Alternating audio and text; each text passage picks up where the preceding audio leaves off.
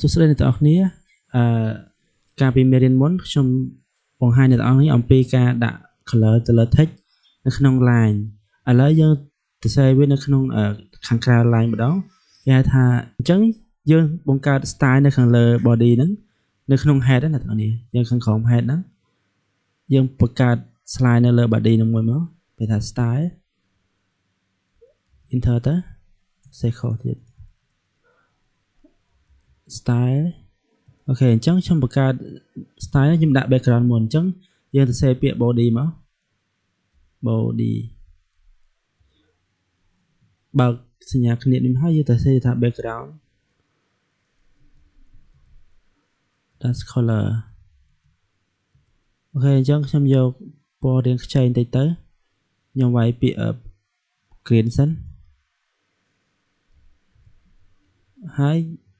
អូខេអញ្ចឹងខ្ញុំទៅដូរពណ៌វាឲ្យរាងខ្ចីបន្តិច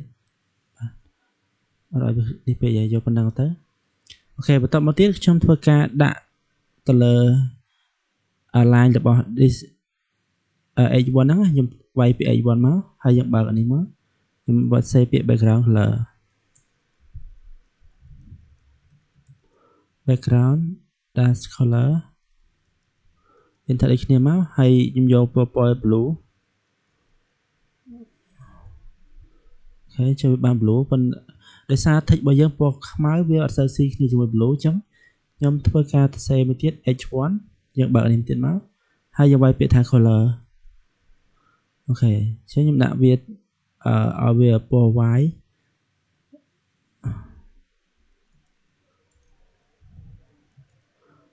អូខេ white អូខេអញ្ចឹងបានពណ៌ខ្មៅហើយអញ្ចឹងដល់សល់ paragraph របស់យើងចេះ paragraph របស់យើងដាក់ color ទៀតមកយើងទៅសេពាក្យ p ហើយយើងបើកអានេះមក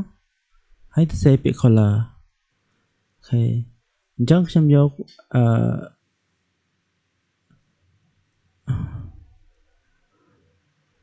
យកក្រោមនេះចុះពណ៌អូខេអញ្ចឹងនេះដូរពណ៌បានហើយអញ្ចឹង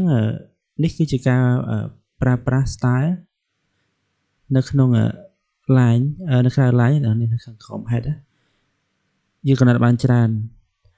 យើងអត់បើនៅក្នុងនេះយើងកំណត់បានតែម្ដងមួយឯងអញ្ចឹងណាអូខេអញ្ចឹងពីខ្ញុំមានតែប៉ុណ្្នឹងហើយខ្ញុំជួបអ្នកទាំងអស់គ្នានៅវីដេអូក្រោយទៀតបាយបាយ